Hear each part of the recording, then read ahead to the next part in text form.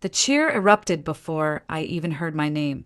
Some girl ahead of me in line, blonde, surrounded by family wearing matching t-shirts, had just walked across the stage and into a sea of camera flashes and proud, tearful eyes.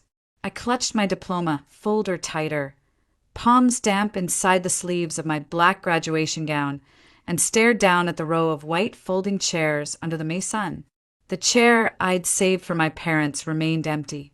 I scanned the crowd again, hoping for a last-minute miracle. Maybe they'd changed their minds.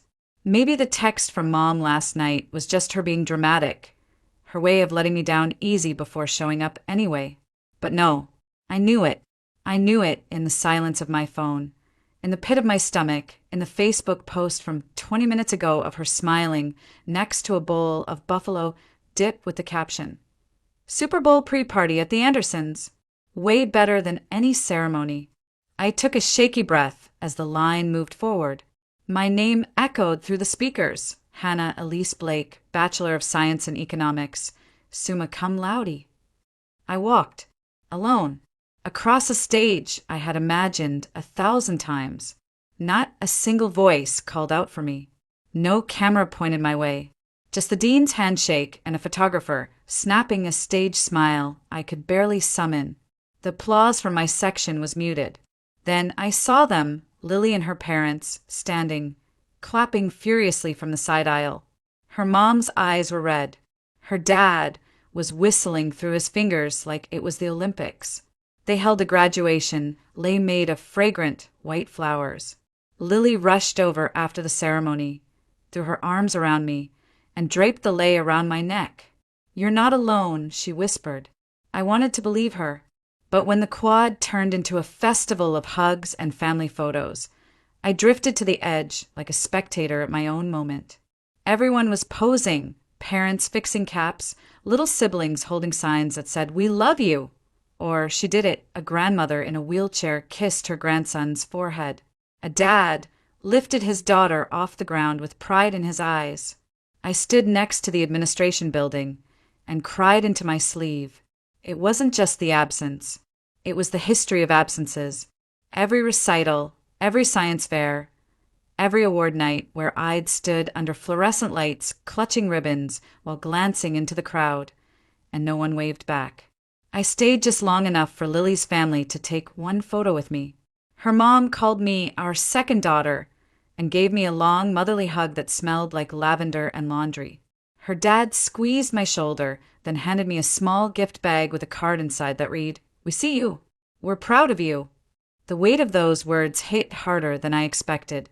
I thanked them, made up an excuse about meeting my parents for dinner, then walked briskly toward the parking lot. The further I got from the celebration, the harder it became to breathe. By the time I reached my car, the tears came freely. I sat in the front seat, still in my gown, still clutching the empty diploma folder, and screamed into the steering wheel. They didn't come. They really didn't come. For years of working 2 jobs, of eating stale cafe muffins and skipping meals to afford textbooks, of staying up until 2 a.m. in the library while everyone else went to parties. For years of proving I could do this without help. And the one moment I needed them to show up, not with money, not with gifts, just with their presence, they were too busy bringing taco dip to a party. I opened Facebook again, scrolled back to Mom's post. Super Bowl Sunday is better than any ceremony. The photo was taken at 12:18 p.m. That was the exact minute I walked across the stage. Something cracked deep inside me. Not anger. Not yet. Just silence. A heavy, hollow kind of silence that comes when a truth you've avoided finally sits down next to you and says, "This is who they are. Stop pretending otherwise." I didn't drive away right away. I sat there. Let the pain sink in. Let the silence speak louder than their excuses. And I promised myself this would be the last time I waited for them to show up. I grew up in a 1-story ranch house with chipping beige paint and a yard full of crabgrass in Springfield, Missouri, a place where ambition was treated like a bad attitude and dreaming too loud made you seem ungrateful. My dad, Carl Blake, worked construction jobs when the weather allowed, and sat in front of the TV with a beer when it didn't. My mom, Teresa, was a part-time receptionist at a dental clinic, though part-time often meant only when she felt like it, which depended more on reality show finales and shopping trips than anything else. Neither of them finished college. My dad barely made it out of high school and reminded us every Thanksgiving that school teaches you nothing the real world won't beat into you for free. Mom used to say things like, C's get degrees, while proudly bragging about her survival instincts over any actual academic record. Education wasn't something we were encouraged to pursue. It was something you escaped as soon as possible. But I was different, and I knew that from the moment I learned how to read. I used to hide under the covers with a flashlight and a library copy of Charlotte's Web when I was 6, carefully turning pages so the sound wouldn't alert my parents. I built a solar oven out of tin foil and a pizza box in 3rd grade, not for homework, but because I saw it once in a book and wanted to see if I could make s'mores. I once used my allowance money to buy used science kits at garage sales and created my own experiments in the garage. When I won the school science fair in 3rd grade, they called all the parents to attend the ceremony. I waited, proudly standing by my trifold board titled Photosynthesis, more than just green leaves. But my dad had a poker night, and Mom said she didn't want to drive in the rain. I took my little trophy home myself on the school bus. It rolled around in my backpack like it meant nothing to anyone but me. In middle school, I made honor roll every semester. At one recognition ceremony, I scanned the auditorium while they called my name, only to see empty chairs where my parents should have been. I walked off the stage alone, clutching my certificate and pretending not to notice the dad beside me lifting his son onto his shoulders. In high school, I became valedictorian. I worked hard for it, obsessively hard. I studied in the library before and after school, skipped every party, and tutored classmates for extra credit. When I got the letter confirming my ranking, I told Mom during dinner. Her response? Do we have to sit through that boring ceremony? Can't they just mail you the diploma? I still remember the sound of the TV blaring behind her. She didn't even look up from her plate. I wrote my college essays at the kitchen table while she shouted at contestants on The Bachelor from the living room. When I practiced my speech for the scholarship committee, she told me to lower my voice because she couldn't hear the show. So I learned early how to hide my excitement, to celebrate my wins in private, to expect nothing. And even though I kept trying, part of me always knew what they valued, and it wasn't me. My junior year of high school, I secretly applied to 17 colleges. My guidance counselor helped me find fee waivers because I couldn't afford the application costs. I hid the acceptance letters in a shoebox under my bed. When I got the envelope from University of Michigan, my dream school with a 60% scholarship offer, I sat on the bathroom floor and cried silently for 20 minutes. Then I rehearsed how I would tell them. I practiced my tone, tried to guess how they'd respond, hoped maybe, just maybe, they'd surprise me. That night, over meatloaf, I carefully explained the scholarship, the university's reputation, the cost breakdown I'd spent weeks researching. My dad kept chewing and said college is a waste. My buddy's son went for 2 years and now stocks shelves at Aldi. Should have just worked straight out of high school. Mom nodded, but her first question was, so you'll still live at home, right? To help with the dishes. My breath caught. I laughed nervously, thinking she must be joking. She wasn't. I spent the next 3 months convincing them college wouldn't bankrupt us. I applied for federal aid, found more scholarships, planned out my part-time work strategy. I even printed out spreadsheets, color-coded, budgeted, annotated with side notes. When move-in day came, they helped to load my things into our old Dodge Caravan. Dad complained about gas prices the entire 2-hour drive. Mom warned me not to waste money on those overpriced hoodies with the school logo. They dropped me off in front of my dorm, gave me a quick side hug, and were gone before I even got my keys. I watched their van pull away through the glass doors of the check-in hall, surrounded by other families carrying luggage and lamps, parents hugging their kids, some already crying. I stood alone, holding my duffel bag, and whispered to myself, "Make it count." Because I knew whatever I earned here, whatever I became, would have to be without them. The first semester hit me like a freight train. University of Michigan was nothing like high school. Professors expected you to read entire chapters before lecture, participate in discussions, and ask questions no one had even taught you how to ask. I was drowning in assignments by the second week. That's when I picked up my first job, working at the campus cafe 5 evenings a week. By mid-semester, I was working 30 hours weekly while juggling 18 credits. Sleep became a luxury I couldn't afford. My days were a grid of overlapping commitments: lectures, readings, shifts behind the counter, study groups, library nights. I set alarms to remind myself to eat. Sometimes I forgot anyway. My roommate, Aria, a theater major from California with a collection of silk scarves and a habit of singing show tunes while brushing her teeth, initially thought I hated her.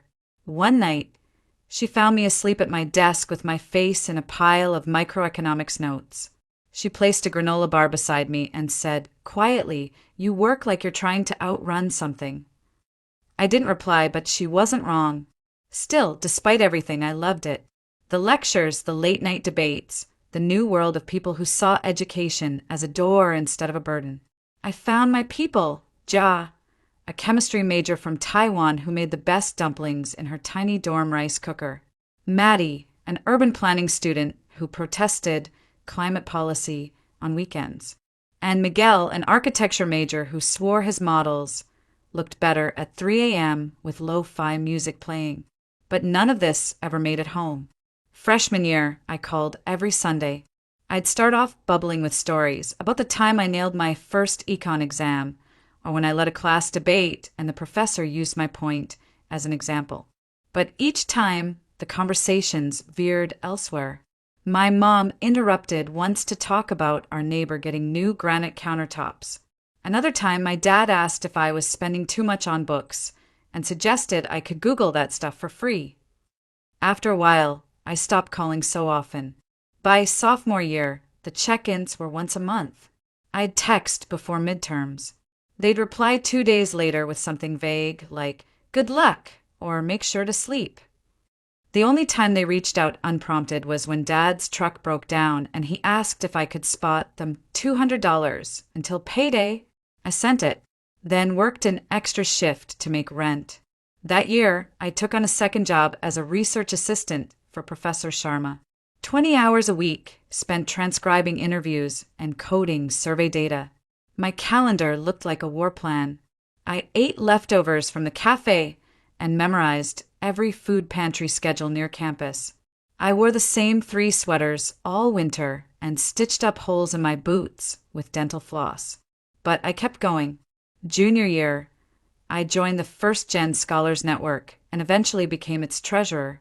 We hosted workshops for FAFSA help and emotional support groups for students navigating imposter syndrome. I spoke to freshmen who looked like I had looked just 2 years earlier, tired, unsure, desperately hoping it would all be worth it. And somehow, I still maintained a 3.9 GPA. My parents visited campus exactly twice. Once during freshman orientation because the school made it mandatory, and once sophomore year when they were driving to visit Mom's cousin in Ohio and decided to stop for lunch. Both times, they spent the entire visit complaining about parking prices and asking when I'd be done so I could start a real job. Meanwhile, I watched Aria's parents drive 6 hours to watch her perform in a 2-scene student play. They sent care packages with her favorite teas and little notes that said, "We're proud of you." Miguel's mom sent him soup recipes and called before every midterm. Gia's dad printed out her midterm scores and taped them to the fridge in Taiwan. The contrast was painful, but I buried it. I told myself I didn't need them to be proud. I just needed to succeed. Senior year came fast, wrapped in thesis deadlines, internship interviews, and final projects. I landed a prestigious internship at a social impact investment firm in downtown Ann Arbor. My supervisor, Natalie, took me under her wing and said, "You've got sharp instincts and number sense. You'd be perfect in Portland. We're opening a new office soon." Portland. Thousands of miles from home. I wanted it more than anything. By Thanksgiving, she had made me an offer. Full-time analyst, start date June 1st. When I told my parents, Dad said, "Why would you go all the way across the country for a job? Portland's full of weirdos." Mom said, "You know it rains all the time there, right?" I smiled. I nodded. I hung up. Then I booked them a hotel for graduation weekend and reserved a table at an Italian restaurant that served handmade pasta and had just the right amount of twinkle lights. I spent 2 weekends working back-to-back shifts to cover the bill. I picked out the photo package with the best lighting options. I printed out the map and the seating chart, marked it in pen. Section C seats, 12 and 13. I wanted it to be perfect. I wanted to believe that maybe, just maybe, this time they'd show up. 6 weeks before graduation, I called home like I always did on Sundays. The countdown had begun. 42 days until the ceremony. Mom answered on speaker while folding laundry. I could hear Wheel of Fortune playing in the background. She seemed distracted but upbeat. "We already asked off work," she said. "Dad's even thinking about renting a nicer car for the drive up." I smiled at the thought. Maybe they were finally getting it, finally recognizing that this mattered, that I mattered. I told them about my cap and gown order, about my thesis defense coming up, about the pasta restaurant I'd booked for our graduation dinner. "They do a handmade butternut squash ravioli," I said, almost giddy. "I'll cover the bill. It's my treat." "That's sweet, honey," Mom replied, "but don't go overboard. We're fine with Applebee's." I let it slide. 5 weeks out, I texted her the hotel reservation confirmation. I'd put the $379 charge on my already maxed out student credit card. She responded with a thumbs up emoji, and "I will double check with Dad about gas money." That was the first twinge of unease. A week later, I called again, this time while walking back from the economics building. My phone was pressed to my ear as I stepped around patches of dandelions sprouting through the sidewalk. "By the way," she said casually, "there might be a little hiccup with the graduation weekend." My heart paused mid-beat. She continued, "The Andersons, you remember them from the neighborhood? They're throwing their annual Super Bowl party that same weekend. And they specifically asked us to come this year. You know how much Dad loves their buffalo chicken dip." I stopped walking. "Mom, the ceremony is at noon. The game doesn't even start until 6. You'd be done by 2. You'd have more than enough time to make the party." "Well," she hesitated, "their pre-party starts at 2, and it's almost a 5-hour drive back, so we'd have to leave right after. And you know how Dad gets with traffic." I gripped the phone tighter. "You're saying you might skip my graduation for a football party?" "Oh, don't be dramatic, Hannah," she laughed. "We're still figuring it out. Nothing's decided. Let me talk to your father." But her tone, it told me everything. That night, I couldn't sleep. I lay on my mattress, staring at the ceiling. The shape of my graduation cap hanging on the closet door, casting a shadow like a question mark. Over the next few days, I sent reminder texts. Updates. "Picked up my gown. Only 2 weeks left. Can't wait to see you both." Each message received either a delay in response or a short, non-committal "we'll see." Then came the night before the ceremony. I'd just finished ironing my dress shirt and setting out my heels. My roommates were out with their families, dinners, hugs, laughter echoing down the hallway. My phone buzzed at 10:37 p.m. It was a call from Mom. I picked up, hope clawing for oxygen. "Hi, sweetie," she began, her voice artificially cheerful. "Listen, I'm so sorry, but we just can't make it tomorrow." Silence. She filled the space. "Your dad threw his back out lifting something heavy this morning. I'd have to drive alone, and you know I hate highways. Plus, the Andersons are really counting on us to bring the layered taco dip, and I'd hate to let them down." I sat on the edge of my bed. gripping the comforter so tightly my knuckles turned white. "You're not coming at all." "It's just one ceremony, honey. They're all the same. Long speeches, everyone dressed alike. We're so proud of you, you know that. Maybe someone can take a video. Or maybe they'll sell a DVD after." I nodded, though she couldn't see me. "Sure," I whispered. I hung up before my voice cracked, then sat in the dark for 27 minutes, completely still. At 11:04 p.m., I allowed myself exactly 30 minutes to cry. Not the kind of crying where you hope someone hears and comforts you. The quiet, exhausted kind, like leaking grief after years of being careful not to spill. Then I washed my face, set my alarm for 7 a.m., and told myself again that I could do this alone. The morning of graduation arrived under a clear blue sky. Sunlight poured through the blinds of my tiny off-campus apartment as my alarm buzzed at 7 a.m. I sat up slowly, knees pulled to my chest, and stared at the neatly pressed gown hanging on my closet door. My heart felt heavy, but my mind was strangely still, like everything had already been decided. I checked my phone, no messages from my parents. Instead, there were texts from Lily, from my professor, from friends in my thesis group. "You did it! Proud of you! See you soon!"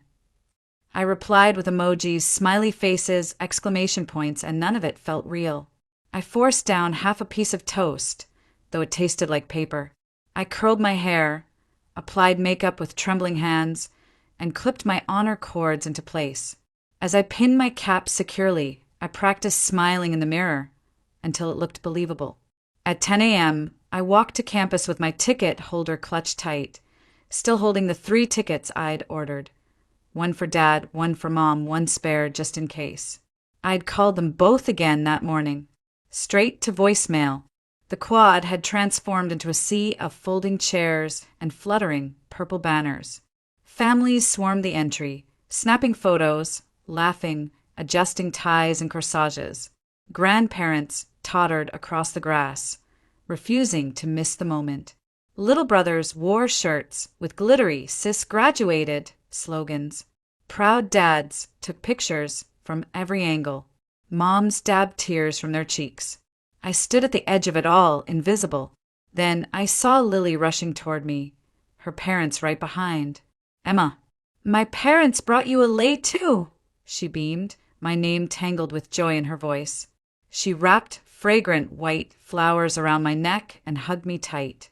Her mom gave me a soft, lavender-scented hug. "We're so proud of you, honey. Lily tells us everything you've done. You're amazing." I couldn't speak. I just smiled. It felt like swallowing broken glass. I made an excuse to slip away into the graduate check-in area, my heart pounding. Professor Diaz helped us line up alphabetically. My palms were sweating, my throat dry, but I held steady, one foot in front of the other. Then, 5 minutes before my name was called, my phone buzzed in my gown pocket. Not a call, a Facebook notification. Teresa Blake posted a new photo, Super Bowl Sunday prep. I opened it. There they were, my mother, my father, laughing in our old kitchen, holding trays of deviled eggs and layered dip.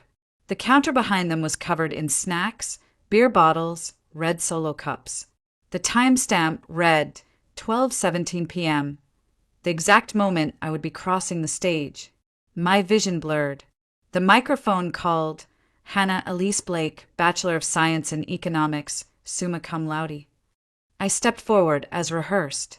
Smile. Shake hands. Receive diploma. Smile wider for the camera. Walk back with dignity. Inside I was hollow. As I returned to my seat, applause rang out, not for me, but for the next name. I clutched the diploma holder, so hard my fingers ached. My mouth stayed fixed in a smile I couldn't feel. After the ceremony, I let Lily and her parents pull me into family photos. "Get in here, Blake," her dad said, slinging an arm over my shoulders. "Honorary daughter today." I smiled. I thanked them. I excused myself.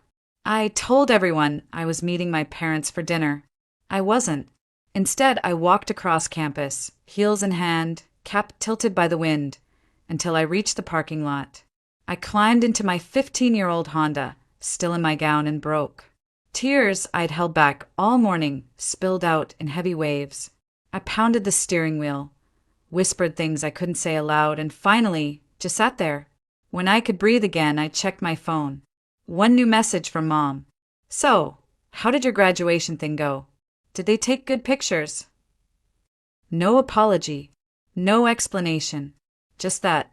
I stared at the screen for a long time, then typed, "It was important to me. I really wanted you and Dad there. It hurt that you chose a party instead." Her reply came fast. "Don't be so sensitive, Hannah. These ceremonies are all the same anyway. Your cousin Becky didn't even go to hers. It's not like you performed brain surgery. The party was fun. The Andersons had this amazing 7-layer dip." I put the phone down. It took everything in me not to scream. Instead, I cleaned my apartment in silence that night, sat in the dark, ate cold pasta from the fridge, packed 2 boxes, folded my gown, and tucked it into the bottom drawer. The next morning, I called my university's counseling center. 1 month post-grad access still applied. I was connected with Dr. Mason, a calm, gray-haired woman with a voice like warm flannel. I told her everything, from third-grade science fairs to missed graduations, from poker nights to chicken dip. She listened without interrupting, then said gently, "What you've described isn't forgetfulness or disorganization. It's a long-term pattern of emotional neglect. And that kind of pain, it's real." She paused. "And the question now is, what boundaries do you need to build to protect yourself?" For the first time in my life, someone had asked me that. I didn't have the answer yet, but I knew this. I couldn't keep giving to people who only showed up to take. 6 months into my new life in Portland, I was finally learning what it meant to live without tiptoeing around someone else's moods. My mornings began with coffee on a small balcony overlooking the city's treetops. I walked to work at Technovate, where I was no longer just another intern, but a full-time financial analyst trusted with real projects. I had friends now, Jordan, Aisha, Deepika, people who checked in, people who showed up. Then, on a Tuesday morning, my phone buzzed with a name I hadn't seen in weeks. Mom. I let it ring. I wasn't ready. Later that afternoon, I played the voicemail while walking home in the drizzle. "Hey, sweetie. We've been thinking, maybe it's time we came out to visit. Your father found some reasonable flights, and we've never seen Portland before. We thought maybe next month." I stopped walking. Of course they wanted to visit, now. After 6 months of silence. After I'd started building a life of my own. Still, part of me ached at the thought. I wanted to believe it was about reconnection. That maybe, finally, they'd realized what they'd missed. I replied the next day, carefully neutral. "If you'd like to visit, I can recommend a hotel nearby. I won't be able to host overnight, but we can meet for meals and sightseeing." Mom replied, "Oh, that's too bad. Hotels in the city are expensive. We thought we could save money by staying with you." I repeated my boundary. "I don't have the space. 1 bedroom, small apartment. Not an option." Eventually, we settled on a weekend. 3 nights. Friday through Monday. The week they were due to arrive, I met with Dr. Chen, my therapist in Portland, who had been helping me since month 2. We rehearsed scenarios. What to say, what not to say, how to recognize guilt traps before I stepped into them. "This is your space now," she reminded me. "You get to set the terms." Friday morning arrived with rain and a sharp chill. I met them at their hotel lobby, a mid-range place near Pioneer Courthouse Square. My mother looked thinner than I remembered, with her hair dyed a shade too dark, lipstick slightly smeared. Dad had gained weight, his old company polo strained at the seams. The hugs were awkward, polite, hollow. Immediately the complaints began. The flight was cramped. The cab ride here was outrageous. Can't believe the hotel doesn't even offer free breakfast. I nodded, smiled, checked my watch. We had lunch at a seafood place near the water. I picked it because they had good reviews and a simple menu. Well, I tried to talk about my job, about the green bond portfolio I'd just helped restructure. Dad interrupted to say, "This chowder's overpriced for the size." Mom leaned in. "Hannah, you should have warned us Portland restaurants don't have normal portions." When the check came, they both stared at it like it was in ancient Greek. Dad gestured toward me. "Well, you're the one with the fancy corporate job now, right?" I paid. Silently. Saturday was more of the same. Pike Place Market, the aerial tram, a walk by the river. Mom refused to wear comfortable shoes and complained the whole time. Dad made offhand comments about hipster cities and liberal nonsense. By dinner, I was exhausted. We sat in a cozy Italian place, tucked away on a quiet street with candlelit tables. I thought maybe, just maybe, this would be the moment they softened. Instead, after the appetizers, Dad leaned forward. "We wanted to run something by you," he said, tone suddenly serious. "You remember Johnson from my old construction crew? His brother-in-law's starting a property business. They've got a solid plan, flipping homes in upstate Missouri." I blinked. "Oh," I said carefully. "They're looking for early investors," he continued. "Initial buy-in is just $5,000, but returns could be huge. And with your background, you could help with the paperwork side. It's a smart use of that degree of yours." I stared at them. Mom chimed in. "We thought it could be something the family does together. Reconnect a little, you know." I put down my fork. Slowly. "So this visit was about money?" They both looked offended, genuinely confused by the question. "No." Mom gasped. "Of course not. We came to see you." "But you haven't asked about my life," I said evenly. "You haven't mentioned my promotion, or my friends, or anything I've built here. But you've complained about prices since you landed. And now you're asking for $5,000. Dad's jaw tightened. "We flew across the damn country, Hannah, after you left without a word." I took a breath. "Steady. I left because you didn't come to my graduation. You didn't even try. You chose a football party. And the first time you contacted me afterward was to ask for money to fix the kitchen." Mom's face paled. "We're your parents," she hissed. "You owe us some respect." "No," I said quietly. "Respect isn't owed. It's earned. And it goes both ways." Dad shoved his chair back. "If that's how you feel about family, maybe we shouldn't have come at all." I looked him in the eye. "Maybe you shouldn't have." I stood, walked to the host stand, and paid the bill without another word. Outside, the rain had started again, soft, cold, steady. I didn't offer them a ride back. Back in my apartment, I made tea with trembling hands. My phone buzzed with a stream of messages. "How dare you embarrass us like that after everything we've done for you? You wouldn't have anything if it weren't for us putting a roof over your head. We need a ride to the airport tomorrow. Cab prices here are robbery." My reply was simple. "There's a light rail station 3 blocks from your hotel. It goes directly to the airport. $3.25 per person." Then I silenced notifications and stared out at the blinking city lights through the fogged glass of my window. The next morning, they checked out early. No goodbye, no knock at my door. Just one final text from Mom that read, "We changed our flight. Headed home a day early, since clearly you don't want us here." I stared at the message for a full minute. Then I deleted it. No tears, no guilt, just space. In the days that followed, I braced myself for the emotional aftershock. I expected the old reflexes to come roaring back. The spiral of second-guessing, the desperate urge to apologize for making them uncomfortable. But it never came. Instead, I felt something else, relief. Their absence, once so suffocating, now felt like breathing room, like sunlight pouring through a cracked window I hadn't known was sealed shut. DR. Chin called it emotional recalibration. She said it happens when your nervous system finally understands you're no longer trapped in the cycle.